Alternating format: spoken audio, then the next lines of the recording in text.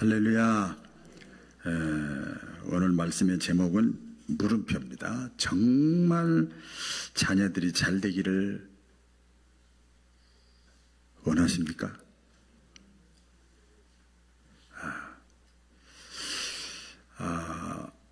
자녀가 아직 어린 자녀들은 좀 몰라도 자녀들이 벌써 초등학교 지나고 중고등학교, 그 다음 시집 가고 장가 가고 나이 들고 이렇게 해서 부모 된 우리들이 여러분 자녀들의 마음을 얼마만큼 아십니까? 자녀들의 마음을. 말씀을 준비하면서 저도 두 아들의 마음에 한번 들어가 보려고 애를 써봤어요. 자녀들의 마음이 지금 어떨까? 부모가 돼가지고 자녀들의 마음을 모른다? 옆집 아저씨 아줌마죠. 그렇죠?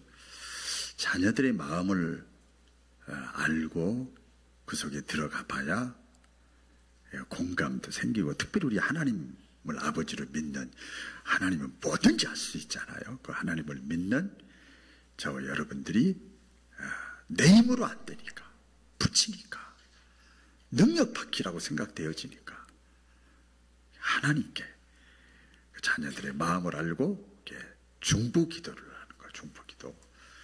우리가 살아있는 목적이 바로 그것이라고 생각을 합니다. 제가 그 목회를 이렇게 하면서 여러 가지 기쁜 일들이 많이 있어요. 많이 있는데 진심으로 기쁜 것이 있어요. 여러 가지 기쁜 일이 있는데, 우리 성도들의 가정에 좋은 일이 생기면요, 그렇게 좋아요. 그리고 부모가 자식을 다 사랑하니까 온 마음 다가 있잖아요. 우리 한국 사람들은 그 자녀가 뭐 잘 됐다고 그러면, 그래서 여러분 여기 계시지만 엄마 아버지하고는 제가 대화를 안 해도 자식하고는 많이 해요. 문자도 보내고, 네, 그렇게 해요. 자녀가 잘 됐다는 소리를 이렇게 들으면요, 굉장히 막 꼭 제가 한 것 같아 느낌에. 그래서 자녀가 뭐 결혼을 했다든지 출산을 했다든지 뭐 신앙생활을 다시 새롭게 잘한다든지 승진을 했다든지 뭐 진학을 했다든지 뭐 합격을 했다든지 좋은 일이 생겼다든지 그러면 굉장히 제가 막 괜히 어깨 힘들어가고 기분이 좋아요. 오늘 우리 자리에 참여한 우리 바울 가족들, 여러분의 가정이 행복하고, 그 다음에 여러분의 자녀들이 좋은 일이, 자꾸 좋은 소식들이 들려지는 여러분들의 가정이 되기를 주의 이름으로 축원합니다. 5월은 가정의 달이잖아요. 예, 그래서 다시 한번 가정을 생각하는 거예요. 아내를 생각하고, 남편을 생각하고, 부모를 생각하고, 자식을 생각하고, 큰 테두리나 가정을 생각하는 5월달. 그래서 거기에 하나님은 뭐라고 하셨는가, 이 말씀을 이렇게 나눈 중입니다. 오늘은 특별히 자녀주일 또는 어린이주일 이렇게 합니다. 부모된 우리가 자녀들을 어떻게 키워야 되고, 이제 키웠는데 어떻게 또 세워야 되고, 어떻게 또 관리를 해야 될 것인가. 이 나이에 따라 다 달라요. 그렇죠? 그것이 또 하나님이 뭐라고 말씀하셨는가. 저는 그렇게 생각합니다.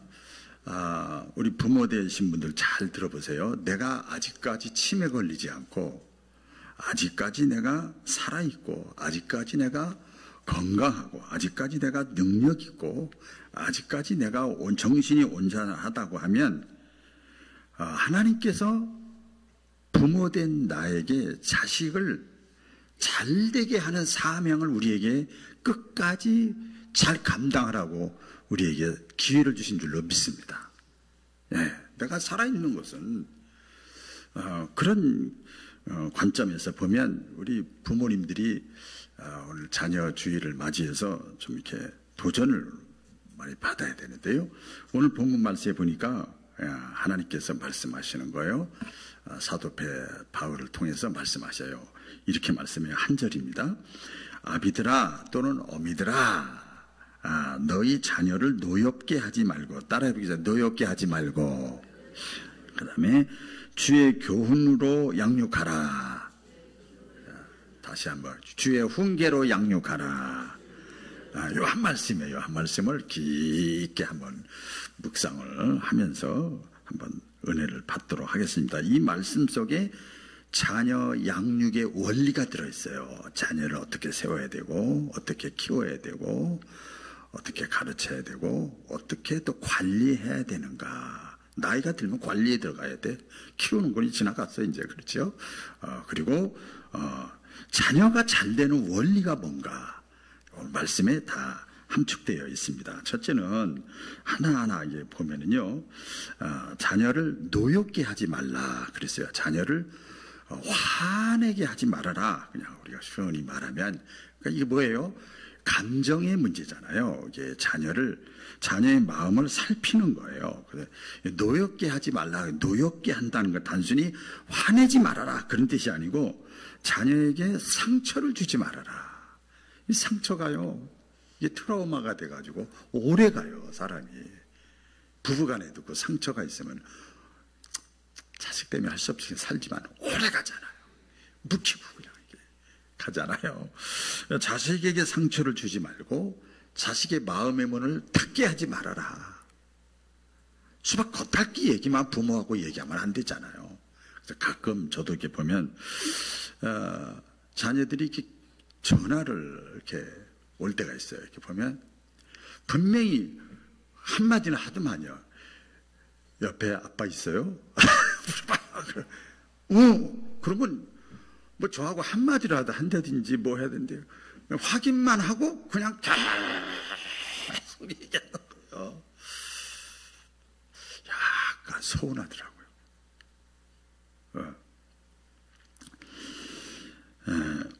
부모의 뭐라 그럴까요?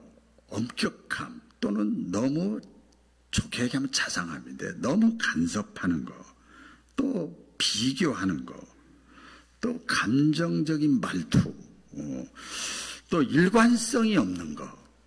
자녀들이요, 똑똑해요. 그냥 이해해버려. 그냥 어머니 아버지니까 이해해버리고 말아. 그냥 이러면 마음의 문을 닫는 거예요. 싫어서가 아니라. 이런 것들이 있죠. 그래서 그런 것이 있으면 마음이 혼란스럽고 어렵고 힘들 때 부모에게 의지하지 않고, 또 우리 신앙인들 있잖아요. 기도의 제목을 내놓지 않는 거예요. 자존감이 흔들리고 그렇게 되죠. 어느 중학생 아들이 사춘기잖아요. 이렇게 말없이 방에만 틀어박혀 있는 거예요. 밖에 나와 있질 않아요. 그래서 아버지 게임만 하는 거예요. 그래서 아버지가 막 화가 나지요. 너는 왜 다른 애들처럼 밖에서 활동하고 그러지? 그냥 방 안에 틀어박혀서 그러냐? 너무 게으르다. 너무 무책임하다. 너 이러다 네 인생 끝난다. 아버지가 그러면서 화를 이렇게 냈어요. 그래서 그 아들이 그 얘기를 듣고 자기 방에 들어가서 조용하게 일기를 쓰는 거예요. 일기를 썼어. 이런 내용이에요. 오늘도 여전히 아버지는 나를 혼냈다. 나도 잘하고 싶다. 나도 열심히 하고 싶다. 그런데 못 따라가겠다. 학교 공부요. 하지만 나 아버지 눈에는 나는 언제나 모자란 아들이다. 그러면서 이렇게 일기를 썼어요. 그래서 며칠 지난 다음에 아버지가 우연히 아들의 일기를 이렇게 그 내용을 보게 됐어요. 그래서 아버지가 충격을 먹은 거예요. 나는 자기 잘 되라고 그런 건지 절대 미워서 그런 게 아닌데.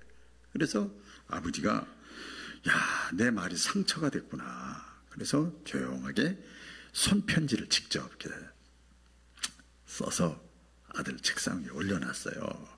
그 내용은 이거예요. 사랑하는 아들아, 아빠는 너를 사랑한다. 네가 자랑스럽다. 부족한 점도 있겠지만 너는 충분히 잘하고 있단다. 내가 너무 조급했다. 미안하다. 널 믿고 지금부터는 응원할게. 이렇게 쓴 거예요. 그 편지를 받은 다음 날 그 아들의 얼굴이 갑자기 스마일이 된 거예요. 환경 변한 건 하나도 없는데 자기 마음을 알아준 거예요. 감정을 터치해 준 거예요. 그래서 막 웃음꽃이 피고 그 다음에 그 아들의 삶이 변화가 일어났다는 거예요. 여러분, 부모, 어머니, 아버지는요, 자녀의, 우리 성경 오늘 주는 날을 기르시는 목자 찬양됐는데, 자녀의 첫 번째 목자가 부모님이에요. 자녀에게 첫 번째 스승 교사가 부모님이에요. 이걸 잘 우리가 아셔야 됩니다. 그래서 자녀의 마음을 읽을 수 있어야 되는 거예요. 자녀의 마음을 읽을 수 있어야 돼요. 제가 이렇게 말씀 준비하면서 저는 이 목사니까 큰아들 작은아들의 마음을 내가 얼마만큼 읽었나, 또 교회 안에서 이제 교역자들도 다 다음 주에 있습니다만 성도들의 마음을 얼마만큼 읽었나, 부족한 게 너무 많더라고요. 지적하는 것보다는 격려를 해야 되고, 또 다른 사람들하고 비교하는 것보다는 그래도 부족하면 부족한 대로 인정을 해줘야 되고, 믿든 안 믿든 내가 먼저 믿어줘야 되고, 이래야 되는데 그러지 못한 부분이 제가 많이 자책이 됐습니다. 그래서 자녀가 부모를 통해서 하나님의 삶, 우리 신자들이잖아요. 우리 엄마 아버지 저런 분 아니었는데 달라졌네. 어머니 아버지가 믿는 하나님이 그런 하나님이구나. 그걸 어린 시절부터 또 자라면서 또 다 컸어도 하나님의 사랑을 부모님을 통해서 느껴야 되는 거예요. 그래서 목자고, 그래서 제 첫 번째 스승이라는 거죠. 그래서 자녀를 노엽게 하지 말라. 감정의 문제를 제가 이렇게 묵상을 하면서 같이 나눴습니다. 또 우리 하나님께서 말씀을 하셔요. 자녀가 잘 되게 하려면 주의 교훈으로 양육해라 그랬어요. 같이 볼까요? 주의 교훈으로 양육하라. 이 뭐예요? 자녀를 양육하는데, 키우는데, 세우는데, 관리하는데, 가르치는데 기준이 하나님의 말씀이 돼야 된다 말이에요. 내 경험, 우리 보통 나 때는 이러잖아요. 내 경험, 내 생각, 물론 그것도 다 양념과 같이 도움이 되지요. 그런데 하나님의 말씀을 기준으로 해서 자녀를 양육하는 거예요. 뭐 기술도 가르쳐야 되고, 세상 살아가는 법도 가르쳐야 되고, 뭐 지식도 가르쳐야 되지만 더 중요한 것이 있는데요. 제가 성경을 통해서 또 제 인생을 통해서 보니까 이 하나님의 말씀의 관점에서 세상을 보는 법, 하나님의 말씀의 관점에서 내 자신을 바라보는 것, 이걸 가르쳐야 되는 거예요. 이걸 느끼게 해줘야 된다는 거예요. 보통 우리는 자식을 낳고 그냥 먹고 살기 힘들고 그래서 자식을 딴 데다 맡기잖아요. 어디다 맡겨요? 학교에다 맡기고, 회사에다 맡기고, 교회에다 맡기고, 친구에다 맡기고. 아니에요. 가정이에요. 가정입니다. 누구에게 맡기는가 또 봤더니 선생님한테 맡기고, 목사님한테 맡기고, 친구한테 맡기고, 직장 동료한테 맡기고. 아니에요. 가정의 부모가 그걸 책임을 다 져야 되는 거예요. 우리 신명기 6장 7절 한번 읽어볼까요? 시작. 내 자녀에게 부지런히 가르치며 집에 앉았을 때든지 길을 갈 때든지 누워있을 때든지 일어날 때든지 이 말씀을, 하나님의 말씀을. 그러니까 학교에 있을 때든지 회사에 있을 때든지 친구를 만났든지 교회에다 내보내든지 이게 아니에요. 보세요.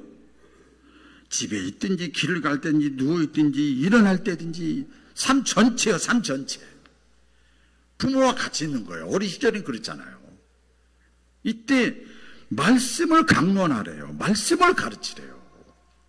말씀이 기준이 돼야 되는 거예요. 군대 가면은요, 그거 다 죄가 있더라고요. 우리 요새 옛날에는 뭐 가훈이라는 것이 있잖아요. 뭐 표같이. 군대 가면 그것이 얼마 전에 TV 보니까 충성 사랑합니다. 충성 사랑합니다. 이렇게 하더라. 사랑합니다. 누구든지 다 하게 하는 거예요.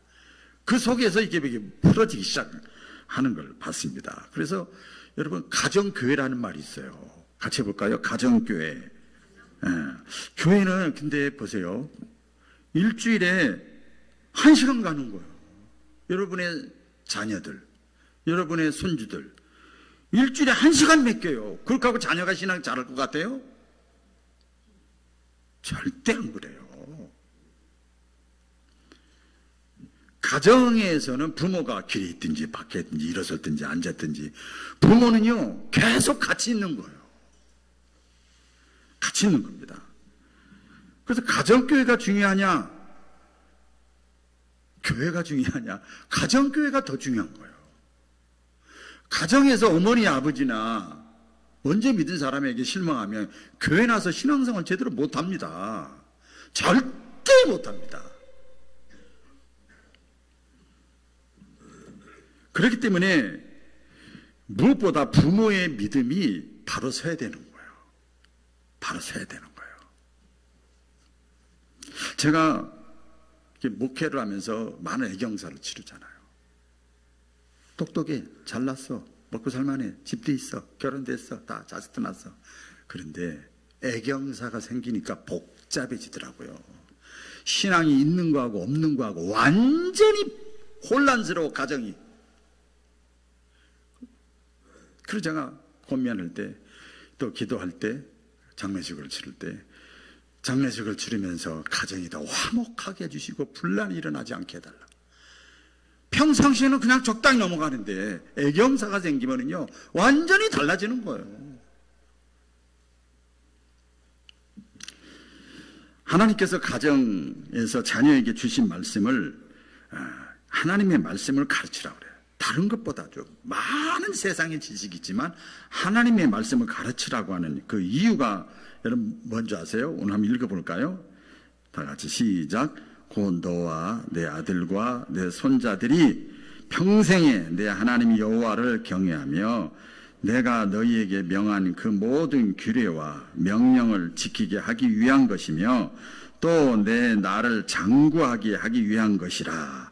내 아들과 손자들이 평생 하나님을 경외하고 하나님을 믿고 하나님의 말씀대로 살고 그래서 그 날이 잘되게 하기 위함이라. 할렐루야. 잘되게 하기 위해서 하나님의 말씀은 이게 복의 말씀이요. 잘되게 하기 위해서 가르치고 그 말씀으로 양육하라. 그래서 어떻게 해야 되느냐? 제가 우리 속으로 성경 공부하듯이 참 이렇게 한번 수요일날 하듯이 제가 또 묵상을 해봤어요. 적용을 해보는 거예요. 자녀와 함께 일주일에 한 번씩 같이 있다고 그러면 말씀을 읽고 5분이라도 1분이라도 기도하는 시간 할 수 있잖아. 예를 들은 겁니다. 그럼 자녀가 집 밖에 나가서 살아. 그럼 뭐 못하잖아요. 하루에 한 번씩이나 이틀에 한 번씩이나 아니면 일주일에 한 번씩이라도 문자나 SNS로 이렇게 너를 위해서 이렇게 기도했다는 내용을 쓴다든지 성경 구절을 넣는다든지 할 수 있잖아요. 하나님의 말씀으로 양육할 수 있잖아요. 듣든지 아니 듣든지 얼마든지 할 수 있잖아요. 하루를 시작하기 전에, 잠자기 전에, 또 같이 있으면 뭐 식사하기 전에, 직장에 나가기 전에 하나님께 감사 기도를 하는 거예요. 여러분, 저도 3초도 안 걸려. 그랬어요. 제가 처음에 우리 교회 왔을 때 막 가정식, 사업장 갈 때는 운전하면서 할렐루야! 다 끝나서 신발 끝나서 가서 기도하고 찬양하고 예배드리고 할 필요 없어요. 딱 할렐루야 하면 자녀들에게 그렇게 하는 거예요. 얼마든지 하나님의 말씀으로. 이것은 먼저 부모의 신앙 태도가 자녀들에게 큰 영향력을 끼치는 거예요. 오늘 자녀주일이니까 부모된 저와 여러분들이 저를 포함해서 도전을 받아야 되는 거예요. 여러분, 우리가 기억을 해야 될 것은, 우리 어머니, 아버지들이 기억해야 될 것은, 뭐 할머니들 다 포함돼요. 할아버지들 다. 자녀들이요, 자녀 손들, 후손들이요, 우리 어머니, 아버지는 예배 생활이 어떻지? 기도 생활을 어떻게 하지? 헌금 생활은 어떻게 하지? 다른 사람과의 관계를 어떻게 하지? 이런 일 저런 일 때 말을 어떻게 하지? 하나님의 말씀 성경에 대해서 어떻게 반응을 하지? 다 봐요. 다 봐요. 그리고 그걸 배우는 겁니다. 그대로 배웁니다. 제가 어린 시절에 또 신학교 시절에까지 살아 계셨었는데, 어머니 아버지가, 특별히 어머니가 식사 이렇게 밥을 해주기 전에, 야, 성경 한 구절 읽어라. 눈이 안 보니까 그럼 성경 구절 읽어. 그 밥을 주서. 그때는 그냥 아이고 그냥 내가 들어주지 뭐 그렇게 하고 읽어 그냥. 근데 그게 뿌리가 되더라고요. 그게 또 지금도 기억납니다. 저희 어머니가 이제 새벽기도를 갔다 오셔가지고 옛날 신학생 얇은 거 한쪽 눈으로 이렇게 하다가 마침 밥 먹으면 새벽에 목사한테 설교 듣는 걸 혼자 중얼중얼 해. 나 밥 먹고 있는데 막 하는 거야, 자식들 앞에서. 이렇게 해도 그냥 하는 거야. 그렇다면 뭐 엄마를 어떻게 할 거예요? 근데 그게 씨앗이더라고요.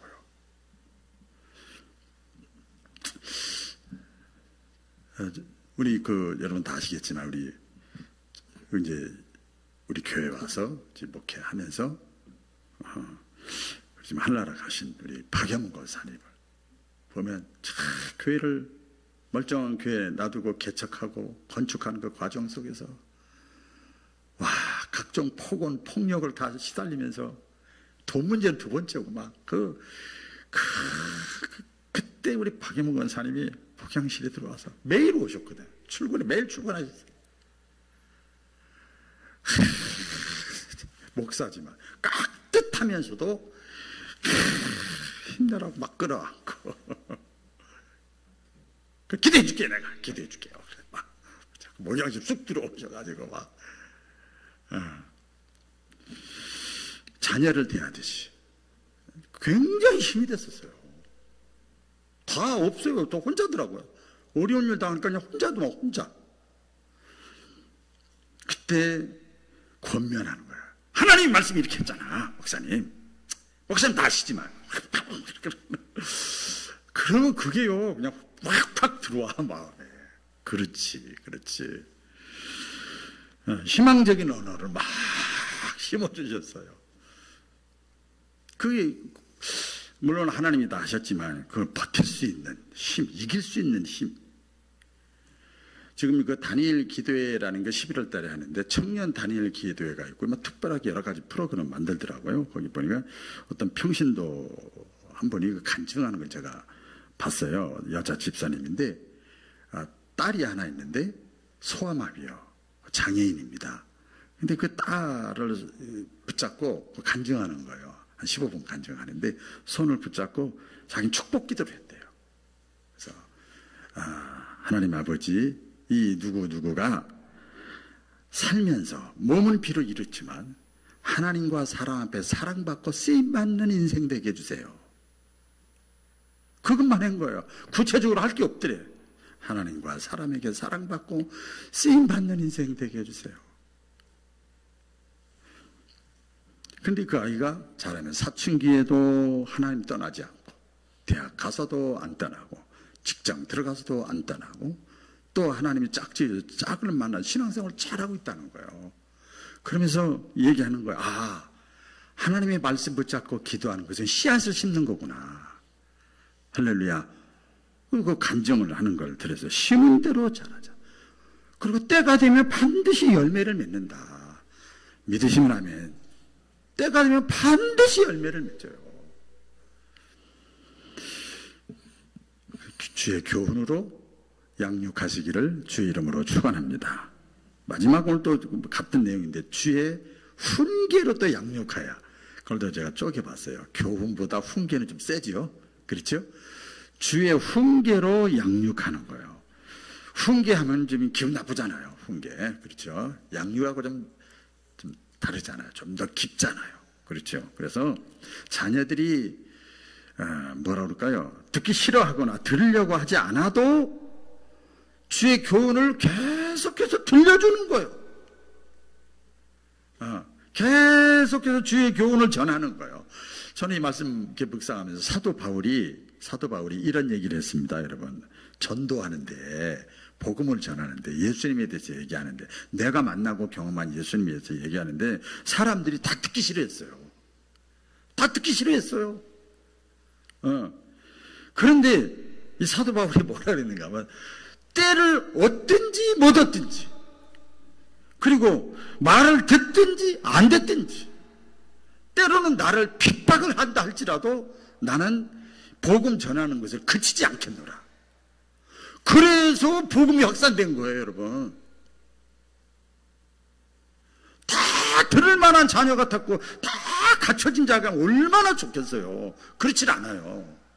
이렇게 콩나물 자라듯이 다 빠져나가는 것 같고 못 알아듣는 것 같고, 그래도요, 여러분, 또 심어지면 그 사람이, 여러분, 우리가 꼭 많이 배우고 돈 많이 벌고 교회 직분 받아야 하나님 앞에 쓰임 받는 거 아니에요. 가진 것이 없고 배운 것이 없고 못 알아듣는 것 같고 말썽을 피는 것 같아도 하나님의 말씀의 심지가 들어가면 그 사람을 통해서 하나님은 일하시는 거예요. 소마비 장애인 딸을 통해서도 하나님 그렇게 일을 하시죠. 하나님의 은혜로 하나님께 귀하게 쓰임받았던 사람들의 성경이 많이 기록이 되어져 있어요. 그런데 여러 사람이 있지만 대표적으로 엘리 제사장이 있어요. 엘리 제사장이 있는데, 제사장이 목사죠, 오늘날로 말하면. 근데 그 제사장이니까 믿음이 있고 신앙이 있을 거 아니에요, 당연히. 근데 그 믿음과 신앙을 자녀들에게 제대로 이렇게 물려주질 못했어요. 성경이 그게 아주 자세하게 디테일하게 기록이 되어져 있어요. 제사장의 자녀들인데 재물 드리고 뭐 하는데 그 제사장의 자녀들이 아주 안 좋은 거 다 빼먹고 중간에 뭐 악한 행실하고 부정적인 행위를 하고 막 그래요. 그러니까 다 사람들이 뭐라 그래. 그러면 자기 자녀를 불러다 놓고 지적을 하고 훈계해야 되는데 성경에 보니까 한마디도 안 해. 그럴 수 있지 뭐. 그래서 결국에 어떻게 됩니까? 그 자녀들이 다 하나님의 심판을 받게 돼요. 그때서 막 후회하는 거예요. 잠언 29장 15절에 보면요, 이런 말씀이 있습니다. 다 같이 읽어볼까요? 시작. 채찍과 꾸지람이 지혜를 주거늘 임의로 행하게 내버려 둔 자식은 어미를 욕되게 하느니라. 좀 올려보세요. 채찍과 꾸지람이 뭐예요? 훈계잖아요. 그 자녀에게 뭘 줘요? 그게 지혜를 주는 거예요. 그런데 아유, 자식 어떻게 함부로 자식한테 얘기를 해?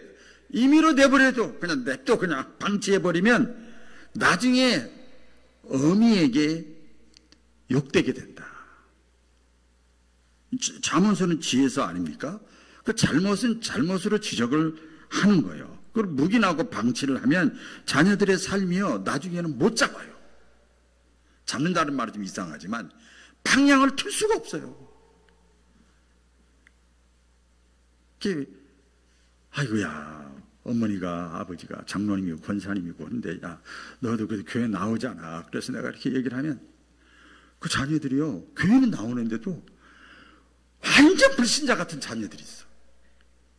깜짝 놀래요. 그래서 야, 왜 그러냐 그랬더니 나중에 목회하면서 보니까 다른 한 달 이렇게 돌려서 며느리라고 들어보니까 집에서는 형편없어요. 집에서는.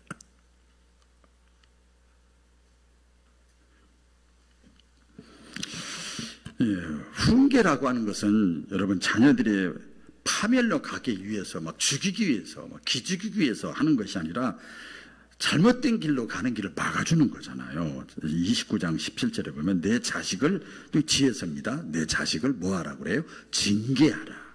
징계하라. 그리하면 그가 너를 평안하게 한대요. 그대로 읽는 거예요. 지금 읽는 거예요. 그리고 내 마음에 기쁨을 주리라. 그런데 내 말이 아니고 주의 교훈으로 훈계하는 거예요. 단순한 징벌이 아니라 올바른 길로 하기 위해서 사랑으로 컨트롤하는 거예요. 사랑으로 제지시키는 거예요. 그러면 안 됐잖아. 아이고, 그게 하는 거예요. 근데 그런 액션인 그런 어떤 걸 못하면 자녀들이 결국은 내 마음에 기쁨을 주지 못하는 거예요. 나에게 평안을 가져다 주지 못해. 세월 조금 흘러보시라니까요. 성경에 보면 하나님도 역시 마찬가지입니다. 하나님도 우리를 사랑하시기 때문에 때로는 책망하셔요. 사랑하시기 때문에 책망하는 거예요. 남이야 뭐 죽이 되든 밥이 되든 그러나 사랑하는 사람은 책망한대요. 또 읽어볼까요? 시작.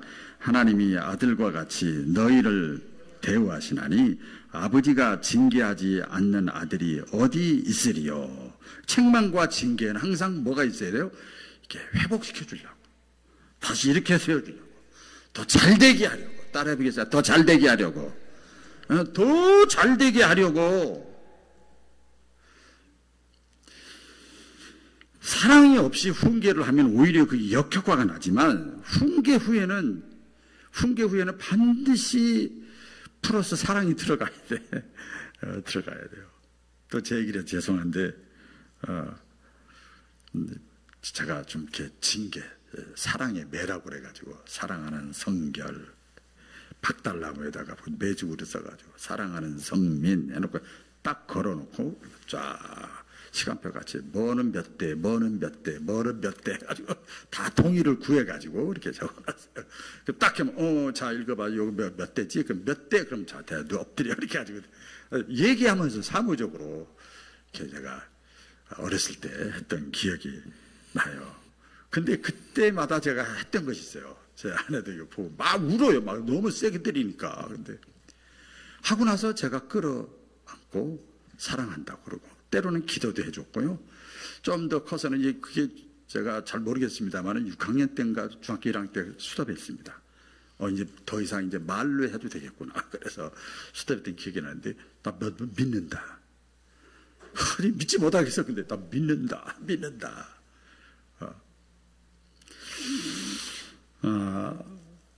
자식들에게 남겨주고 싶은 것이 많이 있지만 여러분 신앙의 유산을 남겨주시기를 주의 이름으로 축원합니다. 신앙의 유산. 그래야 자녀들이 부모의 그 신앙의 모습을 보고 또 하나님과 사랑 앞에 사랑받고 쓰임받는 자녀들이 될 줄로 믿습니다. 기도하겠습니다. 오늘 기도하는데요. 오늘 특별히